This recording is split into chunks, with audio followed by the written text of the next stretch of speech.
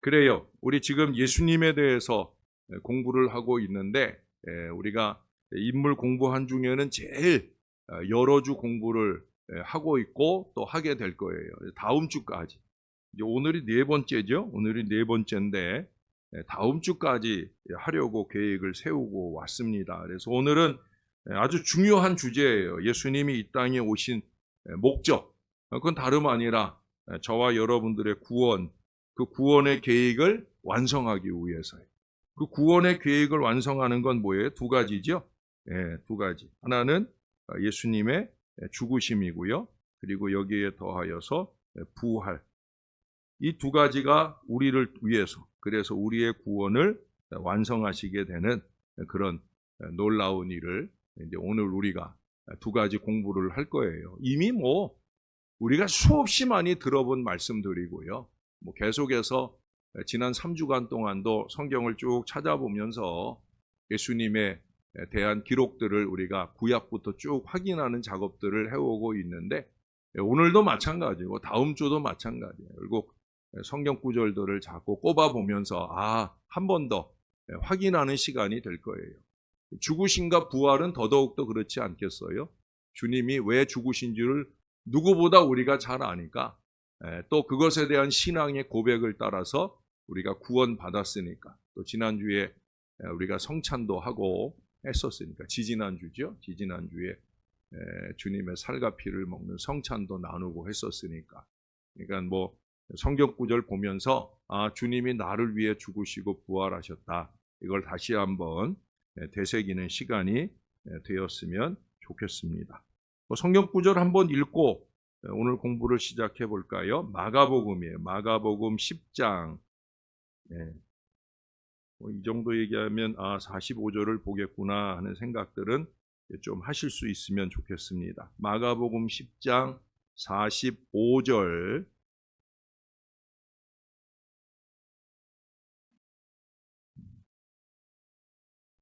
자, 우리 같이 한번 한 목소리로 읽을까요? 시작. 인자가 온 것은 섬김을 받으려 함이 아니라 도리어 섬기려 하고 자기 목숨을 많은 사람의 대속물로 주려 함이니라. 아멘. 여기 대속물이라는 표현이 나와요. 대속물. 그래서 많은 사람의 대속물로 구속을 위한 대가를 지불하기 위해서 오셨다는 거예요. 우리가 흔히 구원이라는 표현보다 구속이라는 표현을 많이 쓰죠. 저는 한자를 좀 잘 예쁘게 못 쓰는데 그래도 우리가 구속 그러면 오해할 수가 있잖아요. 요즘에 많이 쓰이는 말이다 보니까 그렇죠? 구속 적부심 이런 거 들어보셨죠? 이게 도망갈 우려가 있는 사람들을 가두어 두기 위해서. 그때 쓰는 구속은 지금 제가 쓰는 이 한자를 씁니다. 구속이라고.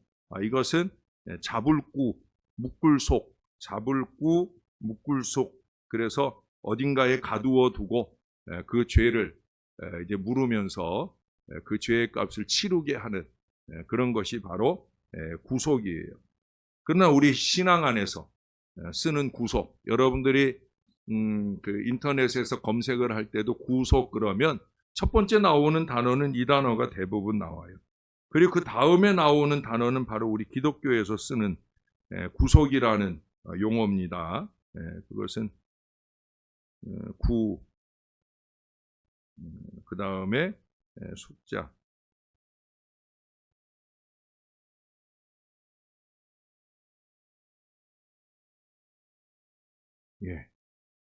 잘 썼죠? 잘 썼어요? 모르는 한자라 잘 썼는지 못 썼는지. 그래요. 이 구속은 건질구, 요건 좀 설명을 쓸게요. 건질구, 그 다음에 받칠속, 아니면 바꿀속도 된다고 합니다. 설명을 들어보면 충분히 알겠죠? 건지기 위해서 받쳐지는.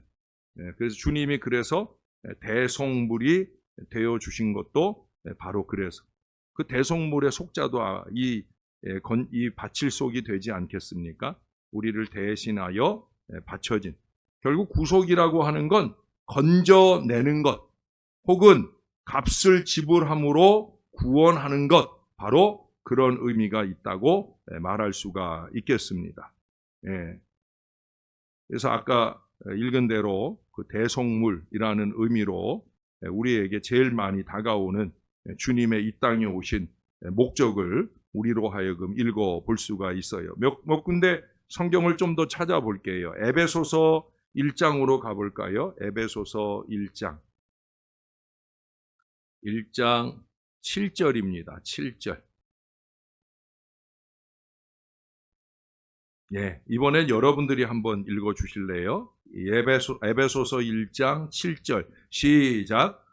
우리는 그리스도 안에서 그의 은혜의 풍성함을 따라 그의 피로 말미암아 속량 곧 죄 사함을 받았느니라. 아멘. 예, 여기 그리스도 안에서 그의 은혜의 풍성함을 따라 그의 피로 말미암아 속량, 이게 이제 구속이에요. 구속 곧 죄 사함을 받았느니라 말씀하고 있어요. 그의 피로 말미암아, 피 흘린 십자가의 죽으심으로 말미암아 우리가 죄 사함을 받게 되었다 하는 거예요. 한 군데만 좀 더 볼게요. 좀 더 뒤로 가서 베드로전서예요. 베드로전서 1장, 히브리서, 야고보서 다음에 베드로전서 1장 18절, 19절입니다. 이번엔 제가 읽어드릴게요. 찾으면서 들어보세요. 베드로전서 1장 18절 19절. 너희가 알거니와 너희 조상이 물려준 헛된 행실에서 대속함을 받은 것은 은이나 금같이 없어질 것으로 된 것이 아니요 오직 흠없고 점없는 어린 양 같은 그리스도의 보배로운 피로 된 것이니라. 아멘. 예, 참 좋은 말씀이죠. 예, 여기도 우리가 대속함을 받게 된 것은 뭐 은이나 금이나 없어질 것으로 그 값을 치러진 게 아니란 말이에요. 무엇으로? 네, 그리스도의 보배로운 피로 그렇게 우리가 대속함을 받게 되었다라는 사실을 말씀하고 있습니다. 피 흘리심으로, 피 흘려 죽으심으로, 예수님은 그렇게 죽으심으로 우리의 죄를 담당하셨고 우리의 죄를 대신할 수 있는 그 모든 값을 지불해 주셨습니다. 십자가에 달려 죽으실 때 예수님께서 하신 7가지 말씀 중에 하나, 아주 중요한 얘기를 여러 번 여러분들과 나눴어요. 다 이루었다. 그 말 속에는 어떤 의미가 있다고 그랬어요? 다 지불되었다. 지불되었다. 예, 지금도 계속 지불되었다. 예, 다 값을 치루었다는 거예요. 예, 아까 구속의 속자, 바쳐졌다, 지불되었다, 그렇게 되었다라고 하는 다 이루었다.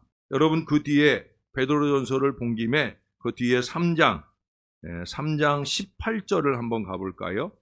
좀 길게 적혀 있는 말씀인데 그리스도께서도 단번에 죄를 위하여 죽으사 의인으로서 불의한 자를 대신하였으니 이는 우리를 하나님 앞으로 인도하려 하심이라. 육체로는 죽임을 당하시고 영으로는 살리심을 받으셨으니. 그래서 좀 이따도 얘기하겠지만 십자가의 죽으심은 예수님의 인성을 가장 잘 보여주는 거예요. 그리고 부활하신 것은 예수님의 신성. 여기도 보면 육체로는 죽임을 당하셨고 영으로는 살리심을 받으셨다 하는 이 말씀을 그래서 하는 거예요. 이제 지금 우리가 이 주제에서 대속 다 이루었다, 여기서 중요한 것은 다른 게 아니라 그 앞에 단번에 죄를 위하여 죽으사 의인으로서 불의한 자를 대신하셨으니, 주님이 대신해 주셔서 죄 없으신 주님이시라. 그래서 대신이 되는 거예요. 죄 있는 사람이 자기 값을, 죄 있는 사람이라면 자기 죄값을 치르고 죽는 게 되지만 죄가 없으신 분이기 때문에 그래서 죄 있는 우리를 대신하여 죽으신 죽음이 가능하셨다라고 하는 거예요. 로마서를 한번 가볼까요? 로마서 5장. 로마서 5장에 가면은요, 6절부터 두 구절씩 6절, 8절, 10절 거기에 비슷한 표현으로 우리에게 더 많이 강조하고 있어요. 자, 6절을 먼저 볼까요? 로마서 5장 6절입니다. 여러분이 한번 읽어주실래요? 시작. 우리가 아직 연약할 때에 기약대로 그리스도께서 경건하지 않은 자를 위하여 죽으셨도다. 아멘. 우리가 아직 연약할 때에라는 표현을 썼어요. 그래서 어떻든 우리가 연약할 때 우리를 위하여 죽으셨다라고 하는 거예요. 8절로 가볼까요? 좀 다르게 표현을 하죠. 우리가 아직 죄인 되었을 때에 그리스도께서 우리를 위하여 죽으심으로 하나님께서 우리에 대한 자기의 사랑을 확증하셨느니라. 표현을 좀 다르게 하면서 우리를 위해 죽으셨단 말은 공통적으로 쓰고 있어요. 근데 우리를 위해서 죽기는 죽었는데 여기는 우리를 위해 죽으심으로 뭘 확증하셨다고요? 하나님의 우리를 향한 자기 사랑을 확증하셨다.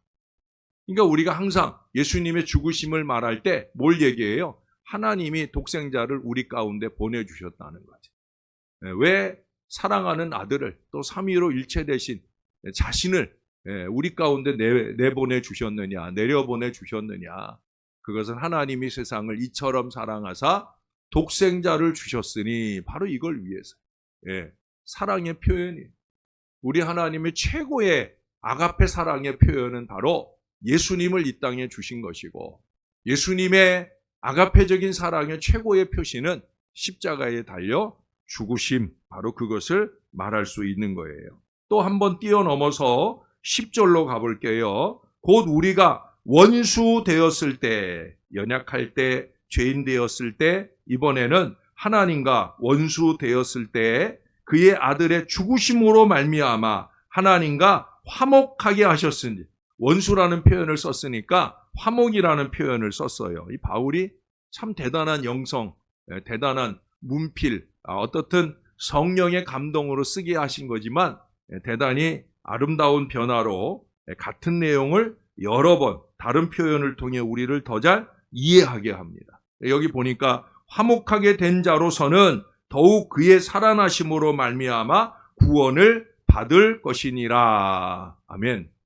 그래서 십자가 부활로 통한 구원의 완성을 이렇게 세 구절로 통해서 잘 말씀을 해주고 있어요. 결국은 예수님의 죽으심으로 완성한 하나님의 사랑의 구원이다라는 걸 이 세 구절로 통해서 우리가 확인해 볼 수가 있습니다. 우리는 그렇게 구원을 받은 거예요. 자, 십자가에서 죽으신 그리스도를 영접함으로 인간이 의롭다함을 받게 되어집니다. 이것을 칭의라고 하죠. 그래서 결국은 예수님의 십자가 부활을 믿는, 무엇보다 십자가를 믿음으로 통해서 그 십자가가 나의 죄를 씻어주기 위한 우리 주 예수님의 죽으심이다라는 걸 믿으면서 그 믿음 때문에 우리가 칭의, 의롭다함을 얻게 되는 거예요. 그래서 하나님께서 예수 그리스도에 대한 신앙을, 이 칭의의 신앙을 근거로 해서 우리를 의롭다고 선언하시고 구원의 큰 역사를 나타내 주시는 거예요. 자, 우리 앞으로 좀 가서 역시 또 두 구절 뛰어넘어가면서 3장으로 한번 가볼까요? 3장, 이번에는 24절입니다. 3장 24절. 방금 제가 얘기했던 내용, 우리 칭의, 믿음으로 의롭게 되어서 사는 바로 그것에 대한 얘기를 또 바울이 세 번에 걸쳐서 설명을 줍니다. 24절, 여러분이 한번 읽어주실래요? 시작. 그리스도 예수 안에 있는 속량으로 말미암아 하나님의 은혜로 값없이 의롭다 하심을 얻은 자 되었느니라. 속량의 은혜, 그로 통해서 우리가 값없이 의롭다 하심을, 값없잖아요, 그렇죠? 예수님의 십자가, 나를 위한 십자가인 줄로 믿습니다. 그거면 다 되는 거예요. 사람의 생명값인데, 여러분, 사람의 생명값이 얼마겠습니까? 어떤 그 신랑 신부가 결혼을 할 때, 그때 이제 우리도 이제 1월 달에도 우리 김금남 권사님네 큰아들 정선이가 1월 18일 날 결혼하고, 또 3월 1일에는 우리 황장로님네 아들 병훈이가 결혼하고, 3월 22일에는 우리 최병길 박민자 권사님 가정에서 또 우리 광훈이가 결혼을 하는데, 그렇게 결혼을 하는 신랑 신부를 두고 이제 주례를 했어요. 그러고 나서 이제 주례가 끝나고 나니까 신랑이 이제 그 주례하신 목사님을 찾아와서 살해를 하고 싶은데 얼마나 드리면 되겠습니까? 라고 물었어요. 그래서 이 주례하신 목사님이 씩 웃으면서 자네가 생각할 때 자네 아내의 얼굴값만 내면 되겠네 라고 말씀을 하셨어요. 아내의 얼굴값 그만큼 내면 된다 라고 얘기를 했으니 얼마나 고민이 되겠어요. 예? 여러분 같으면 얼마를 낼까요? 결국은 뭐 그 다음 얘기는 제가 안 할게요. 어떻든 그 얼굴값 아내 되는 사람의 얼굴값으로 살해를 드렸다 하는 얘기예요. 여러분, 우리가 그렇게 신랑 신부가 결혼하는 그런 과정에서 주례한 목사님이 신랑더러 아내의 얼굴값 내라고 하는데 그 값을 뭐 얼마, 그게 값이 따져지는 일입니까? 그 값이 따져지지 않은 일인 거죠. 그렇죠? 생명값은 더 그렇잖아요. 생명값이 어떻게 값으로 따져지겠어요? 따져질 수 없기 때문에 예수님께서 당신의 생명값을 내놓으신 거예요. 그리고 그 값이면 충분하다. 그 예수를 믿는 값이면 충분히 자기 생명값이 내어진 것이 되는 것으로 하나님이 인정을 해주셨다는 거예요. 여기 26절에 또 가보세요. 곧 이때에 자기의 의로우심을 나타내사 자기도 의로우시며 또한 예수 믿는 자를 의롭다 하려 하심이라. 아까는 하나님 편에서 얘기를 했고요. 26절에서는 예수님 편에서 이미 의로우신 예수님께서 이제 우리 위에 죽으시고 우리로 하여금 예수를 믿게 될 때 의롭다 하려 하심이라고 말씀하고 있어요. 또 한 칸 넘어가서 28절을 가볼까요? 그러므로 사람이 의롭다 하심을 얻는 것은 율법의 행위에 있지 않고 믿음으로 되는 줄 우리가 인정하노라. 아멘.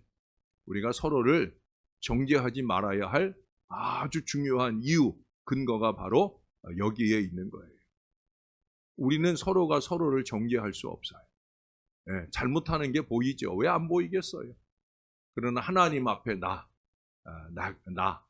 나는 어떻게 의롭다함을 얻었는가? 내가 잘나서? 내가 대단해서? 내가 어떤 값을 지불했기 때문에 아니라는 거예요. 여기 분명히 말씀하잖아요. 바로 예수를 믿음으로. 의로우신 예수님이 나를 위해 십자가에 달려 죽으심, 그것을 믿음으로 말미암아 우리가 의롭게 되었다. 나만? 아니에요. 내 옆에 있는 사람도. 인간적으로 육신적으로 그가 참 많은 죄를 지었다고 할지라도 그래도 역시나 그 역시도 나처럼 나처럼 이걸 잊지 말아야 돼요. 나도 죽을 수밖에 없는 죄인인데 나도 예수 믿음으로 의롭다함을 얻고 구원의 보장을 받은 것처럼 그 사람도 나처럼 예수 그리스도의 그 보혈값으로 구원받은 사람이다. 이걸 우리가 잊지 말아야 된다는 거예요. 우리는 그렇게 주님의 보혈로 구원받은 사람들입니다. 어떻게? 여기 쭉 읽어본 대로 하나님의 은혜로 값없이 의롭다 하심을 얻은 자 되었다는 거예요. 믿는 자를 의롭다고 한다고 말씀하셨어요. 예수님의 죽으심은 믿는 자를 의롭다 하시기 위함이라는 거. 저와 여러분이 꼭 기억할 수 있기를 바랍니다. 다른 그 어떤 무엇을 위해 죽으신 것이 아니에요. 우리를 의롭다 하시기 위해서 죽으셨어요. 근데 거기까지면 안 돼요. 거기까지면 구원이 완성될 수가 없어요. 그 다음 두 번째, 오늘 두 번째는 뭐 공부한다고 그랬죠? 예수님의 부활을 공부한다고 그랬어요. 예수님의 부활. 예수 그리스도의 부활은 기독교 신앙의 모퉁이 돌이죠. 예수님의 부활은 기독교 신앙의 모퉁이 돌이에요. 부활까지가 구원의 완성이에요. 아까 말씀드렸어요. 예수님의 십자가는 예수님의 인성을 강조한 것이고 예수님의 부활은 신성을 증명한다 말씀을 드렸습니다. 그래서 이게 가능한 거예요. 뭐가 가능하냐? 예수의 죽으심은 믿는 자를 의롭다 하는 일이 가능합니다. 여러분 말씀을 한 군데 보고 더 말씀을 드릴게요. 고린도전서로 가보겠습니다. 부활장이라고 알려져 있는 고린도전서 15장입니다. 예, 고린도전서 15장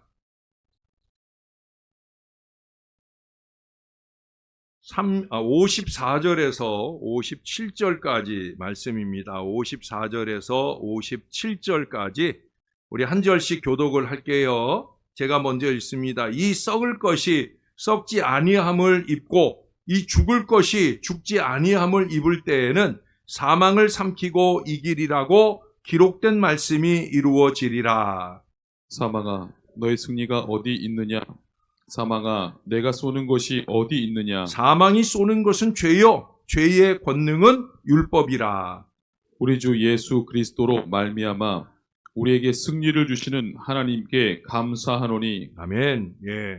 사망을 이기고 승리할 보장이 어디에 있느냐? 여기 57절에 우리 주 예수 그리스도로 말미암아 우리에게 승리를 주시는 하나님께 감사한다. 사망 권세 이기고 승리하신 부활하신 우리 예수님처럼 우리도 사망은 우리의 죄를 자꾸 들춰내고 그 죄 때문에 우리가 죽을 수밖에 없는 사람인 것을 자꾸 말하려 합니다. 그러나 주님의 십자가와 부활을 믿는 우리들에게는 특별히 부활의 승리가 저와 여러분의 승리가 되는 줄로 믿습니다.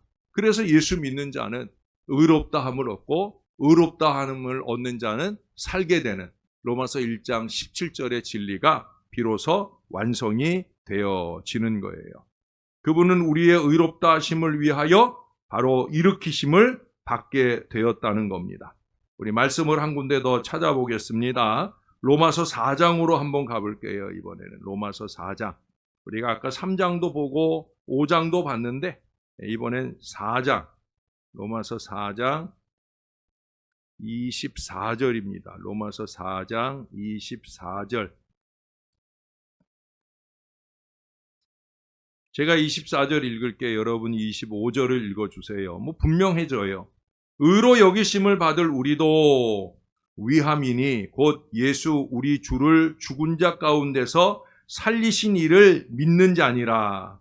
예수는 우리가 범죄한 것 때문에 내줌이 되고 또한 우리를 의롭다 하시기 위하여 살아나셨느니라. 아멘. 예, 우리의 죄 때문에 십자가, 우리의 의를 위해 부활.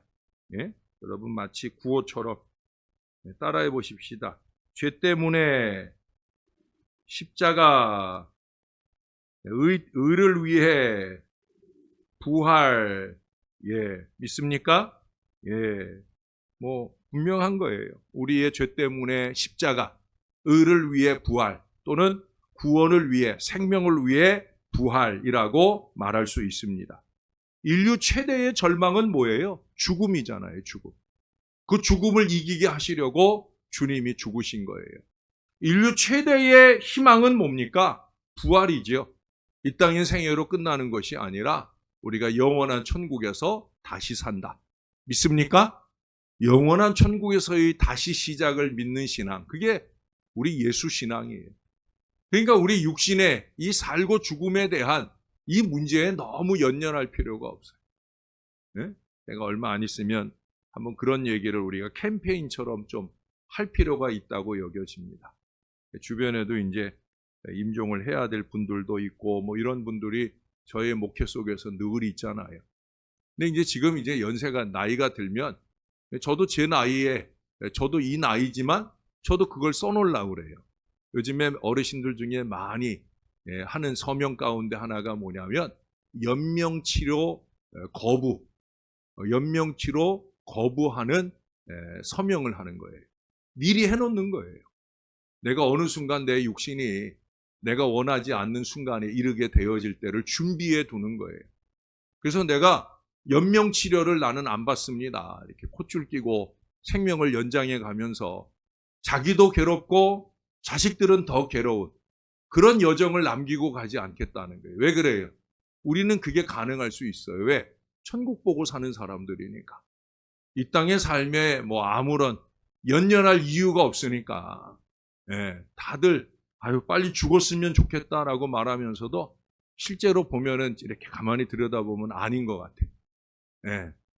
그런 걸 많이 제가 느껴요. 우리 어머니들 통해서도 느끼고 또 교인들의 어르신들을 통해서도 느끼고. 근데 이제 이 서명을 해둔다는 것, 그것이 이제 그런 부분들에 대한 신앙의 고백도 될 수 있는 거죠. 난 이 땅에 별로 연연하지 않아요. 나는 빨리 죽을 순간이 오면 죽어서 천국 가고 싶어요. 그래서 연명치료를 거부하겠다는 걸, 그게 자식이 결정하게 되면 어렵잖아요. 그렇죠? 이제 어르신들 생명을 연장하는 그 연명치료를 자식의 결정에 의해서 하게 되면 자식한테 얼마나 큰 상처가 되는 거예요. 근데 부모가 자기 몸을 자기가, 자기 생명을 자기가 이제 마지막 때 이르렀을 때 굳이 연명치료하면서 그저 며칠, 몇 달 연장해 두는 것, 그게 큰 의미가 없으니까 어차피 병상에서 유지되는 삶이라면 차라리 미리 내가 그런 거부 의사를 밝혀놓았다가 그 치료가 진행되지 않도록 하는 것. 우리 신앙에서는 더더욱더 필요한 작업이라고 생각이 들어요. 여러분들이 혹시 우리 목사님 빨리 죽으라는 건가? 그건 아니고요. 저는 오히려 우리가 이 땅에서 보람 있게 사는 인생이라면 뭐 하루라도 더 주님의 영광을 위해 살아야 되지. 그러나 마지막 순간이 이미 이르렀다 보여지는 육신의 한계에 다다랐다고 하면 기꺼이 우리의 영원한 희망, 천국을 위해서 주님이 부활해 주셨으니까 우리가 그걸 믿는 믿음 안에서 나의 생명을 연명하는 연장 치료를 하지 않는 것에 대하여 동의를 해놓는 그런 노력쯤은 저와 여러분이 믿음 안에 해놓을 수 있지 않겠나 하는 생각을 합니다. 이제 제가 준비되면 포스터도 좀 붙이고 또 그런 것들을 좀 우리 적극적으로 하는 그런 기회도 한번 가져보려고 합니다. 왜 그래요? 우리는 십자가 부활을 믿는 신앙이고 이 신앙의 근거에서 영원한 천국에 갈 사람들이니까. 믿습니까? 어우, 아멘들 많이야. 우리 교인들은 참 믿음 좋은 것 같아요. 제가 늘 느끼는 거지만 언제나 목사가 제일 믿음이 없는 것 같아요. 그래요. 그 마음 잘 준비하고 계셔요. 자, 부활은 우리의 믿음과 그분 안에 있는 우리의 궁극적인 승리를 보증해 줍니다. 자, 우리 아까 보았던 부활장으로 다시 한번 갈게요. 좀 더 구체적으로 고린도전서 15장 앞부분의 말씀을 좀 보겠습니다. 몇 구절 말씀을 좀 볼 텐데 몇 구절을 볼까? 한 구절만 볼까? 일단 17절 한 구절만 한번 읽어보지요. 고린도전서 15장 17절입니다. 뭐 이거 한 구절이면 될 것 같아요. 그 앞에서부터 14절부터 쭉 설명을 하고 있는데 17절 한 구절이면 충분할 것 같아요. 같이 한번 읽을까요? 시작. 그리스도께서 다시 살아나신 일이 없으면 너희의 믿음도 헛되고 너희가 여전히 죄 가운데 있을 것이요. 예수님 부활이 없으면 우리 믿음이 헛것이라는 거예요. 네? 이 얘기를 하는 건 뭐예요? 주님이 부활하셨다 안 하셨다? 부활하셨다. 믿습니까? 부활이 없으면 우리 믿음도 헛되다. 네, 주님이 부활하셨어요. 살아 계셔요. 그래서 우리 믿음이 되는 거고요. 아까 얘기했던 그런 연명치료 거부하고 우리는 천국 소망 가지고 마지막을 향해 의연하게 가겠다. 이 고백도 가능할 수 있는 거예요. 우리 얼마 전에 종교개혁 기념주의를 지났는데 그 종교개혁자 마틴 루터가 많은 어려움에 봉착을 했어요. 생각해 보세요. 1500년 역사 동안에 중세가 이어졌는데 카톨릭이 이어졌는데 그 1500년 역사를 이어온 걸 무너뜨리고 새로운 신앙, 개신교 신앙을 펼쳐간다는 게 이게 얼마나 어렵겠어요. 무척 힘든 일이죠. 또 그 당시 로마 교황청은 엄청난 권력을 쥐고 있기 때문에 이게 보통 어려운 일이 아니에요. 그래서 개혁의 불꽃이 곧 꺼질 듯한 그런 순간도 많이 만나게 됩니다.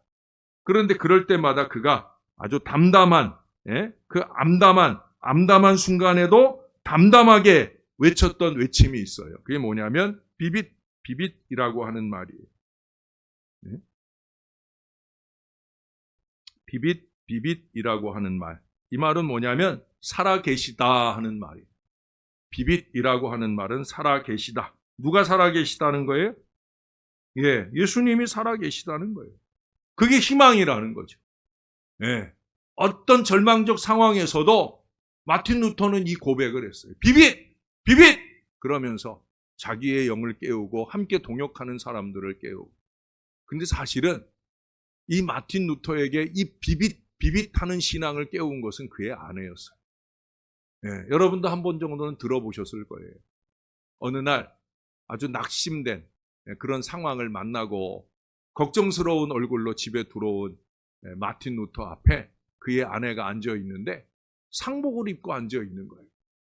그래서 깜짝 놀래가지고 누가 죽었느냐고, 왜 상복을 입고 있느냐 이렇게 물었어요. 그랬더니 그의 아내가 그러더랍니다. 당신의 하나님이 죽으셨어요 라고 말하더라는 거예요. 그래서 깜짝 놀래가지고 그게 무슨 말이냐고, 무슨 우리 하나님이 죽었느냐고 묻습니다. 그러자 그가 대답을 했어요. 예? 당신의 그 얼굴을 보니까 당신의 하나님은 죽은 것 같으니 내가 이렇게 상복을 입고 있는 거라 얘기를 하는 거예요. 정신이 번쩍 났어요. 왜? 마틴 루터가 믿던 하나님이 죽었어요? 살았어요? 살아 계시니까. 근데 그 살아 계심이 누구를 통해 증명되는 거예요? 그 하나님을 믿고 예수님을 믿는 나를 통해서 증명이 되어야 되는데, 내가 이렇게 의기소침해가지고 암담한 상황과 만나면 그러면 암울한 표정으로 사는 것이 이게 바르지 못하다는 걸 아내를 통해서 경종을 받고, 그 다음부터 그는 어렵고 힘든 상황을 만나면 뭐라고? 비빗, 비빗, 비빗! 이렇게 외치면서 자기의 영도 깨우고 다른 사람들의 영도 깨우면서 그렇게 힘 있는 종교개혁의 역사를 이어가게 되었다는 거예요. 부활하셔서 지금도 살아서 역사하고 계시는 주님. 여러분, 예수님 부활은 항상 현재적입니다. 뭐라고요? 예, 예수님의 부활은 항상 현재적이에요. 2000년 전 과거에 있었던 일이 아니라 지금도 예수님은 부활해 계셔요. 살아계신 줄로 믿습니다. 여러분이 혹시 제 방에 들어오시면 제 방에 칠판이 하나 있어요. 예, 1년 365일 그 칠판이 서 있어요. 거기 뭐라고 써 있느냐? 오늘은 부활절이라고 써 있어요. 예, 바로 부활의 현재성. 그것을 제 안에 선포하는 거예요. 오늘은 부활절. 주님이 살아 계시다는 거죠. 나를 위해, 사랑하는 우리 성도들을 위해 살아 계신 줄로 믿습니다. 저와 여러분이 어렵고 힘든 순간을 만날 때마다 동일하게 외칠 수 있어야 돼요. 뭐를? 비빗. 주님이 살아 계시다. 이 믿음의 선언이 저와 여러분 안에 있게 되기를 바랍니다. 예수님께서는 3번에 걸쳐서 순환예고를 하시는데 그 모든 순환예고를 할 때마다 십자가에 달려 죽으심만 말하진 않았어요. 여러분 마태복음 16장을 한번 가볼까요? 네, 오늘 어쩌면 마지막 찾는 말씀이 될 것 같아요. 마태복음 16장 21절입니다. 21절 예수님의 순환예고가 첫 번째 나오는 말씀이에요. 그래서 이때로부터라는 말로 시작을 해요. 이때로부터 예수 그리스도께서 자기가 예루살렘에 올라가 장로들과 대제사장들과 서기관들에게 많은 고난을 받고 죽임을 당하고까지 얘기하지 않아요. 그 다음 뭐라고 그래요? 제3일에 살아나야 할 것을 제자들에게 비로소 나타내시니. 할렐루야. 예. 제자들이 3일 만에 부활하신다는 말씀까지 같이 듣고 믿어야 되는데 뒤에 건 까먹고 앞에 것만 들으면서 그 믿음 좋은 베드로도 그 다음에 뭐라고 그래요? 예수 붙들고 항변하여 이르되 주여 그리 마옵소서라고 믿음 없는 말을 해요. 오늘날 많은 사람들이 믿음 없는 말을 해요. 예? 십자가만 바라보고, 물론 십자가 바라보고 나를 위해 죽으셨음을 믿는 신앙 중요하죠. 근데 너무 절망적 사고방식에 빠져 있단 말이에요. 아니에요, 여러분. 십자가에 달려 죽으시고 3일 만에 부활하신 줄로 믿습니다.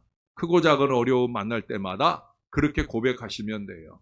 3일 만이면, 물론 그 3일은 오늘, 내일, 모레 단순히 그런 숫자적 3일만을 의미하는 건 아닙니다만은 그래도 3일 만에 다시 살아나신다. 다시 살게 하신다. 이 믿음이 저와 여러분에게 있어야 할 줄로 믿습니다.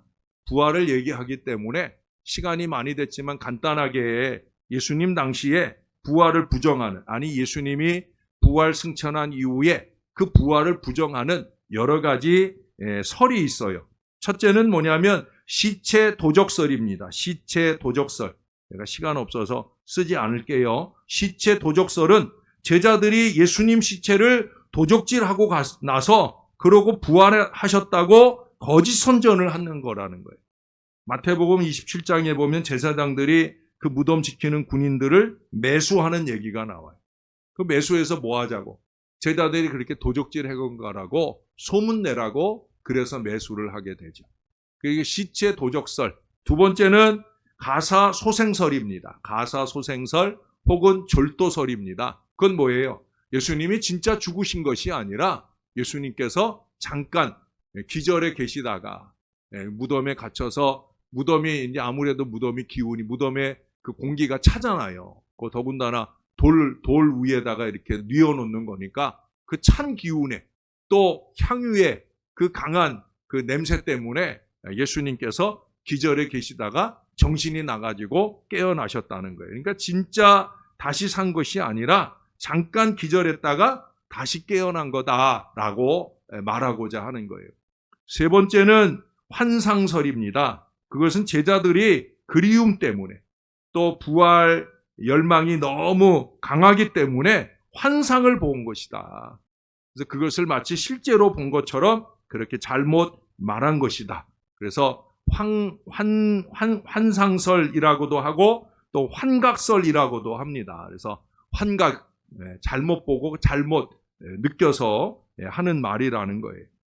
네 번째는 재매장설을 얘기도 하기도 해요. 재매장설은 무덤을 제공했던 요셉이 변심이 돼가지고 너희 예수님 시신 가져가라. 딴 데 갖다 묻어라 해서 그 요셉의 무덤에서 끌어내서 다른 곳에 재매장을 했는데 이것을 마치 부활한 것처럼 그렇게 말한다고 하는 그런 설입니다. 제가 이 재매장설까지 읽어볼 때는요, 그런 생각을 했어요. 가지가지 한다. 갖다 붙이느라고 별걸 다 갖다 붙인다 하는 그런 생각을 합니다. 여러분 언제나 억지가 더 노력을 합니다.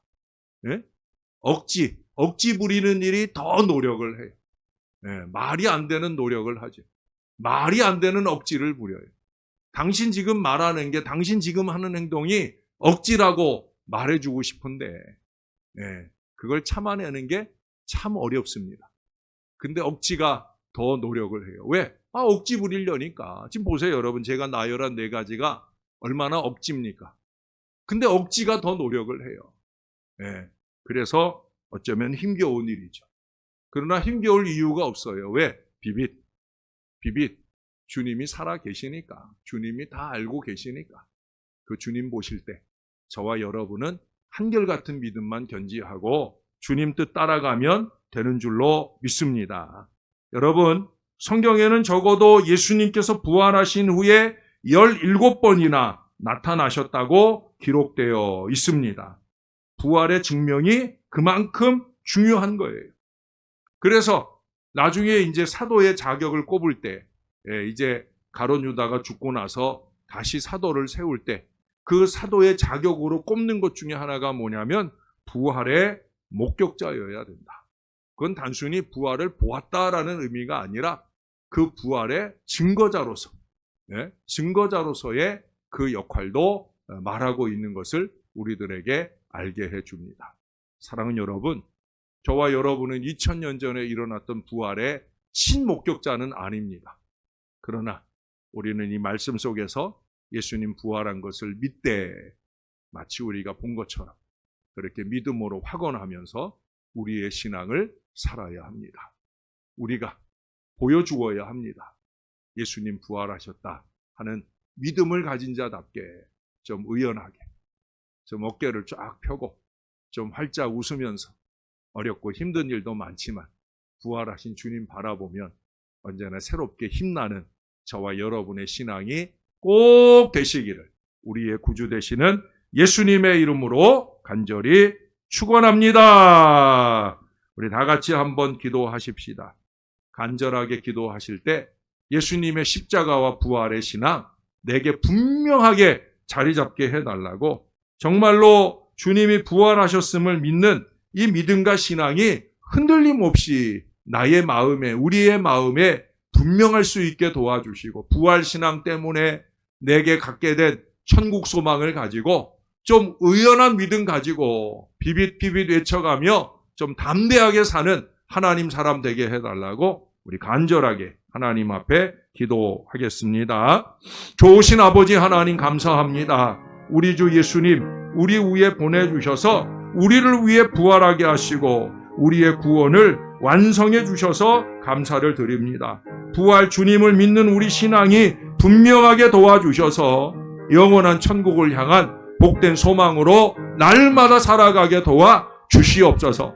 당신의 하나님은 죽은 것 같다 소리 듣지 않도록 살아계신 하나님을 믿는 신앙자답게 좀 의연하게, 좀 바르게, 좀 똑바르게 그렇게 예수를 믿으며 사는 하나님 사람 되게 하시고, 어렵고 힘든 고비고비마다 비빗비빗 외치면서 승리의 여정을 걸어가는 하나님의 사람들 되어지게 하나님 우리를 도와 주옵소서.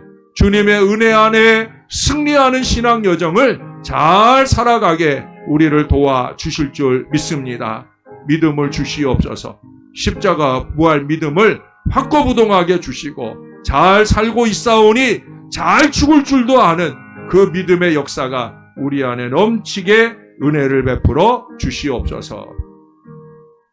좋으신 하나님, 예수님 배우게 하시되 이미 알고 있는 예수님을 다시 정리하게 하시고, 특별히 주님에게 가장 중요했던 일, 십자가와 부활을 믿을 수 있는 믿음을 우리에게 더하여 주시니 감사를 드립니다. 십자가와 부활을 믿음으로 의롭게 된 자는 영원한 천국의 소망 가운데 살게 되는 줄로 믿습니다. 이 소망이 결실하는 때 하나님 앞에 이르러 부끄럽지 않은 신앙의 삶을 잘 살 수 있도록 우리를 붙들어 주시옵소서. 주님이 살아계시다 하는 것은 우리에게 희망이기도 하지만 주님이 살아계시다는 것은 우리에게 경종이기도 하는 것을 잊지 말게 도와주시고, 살아계신 주님 앞에 하나님 아름답게 거룩하게 신령하게 진실하게 잘 살 수 있게 도와 주시옵소서. 말도 안 되는 억지나 부리는 사람이 아니라 아버지 하나님의 뜻받들어 선의와 선행으로 주의 뜻을 이루어가는 하나님 사람들 다 되게,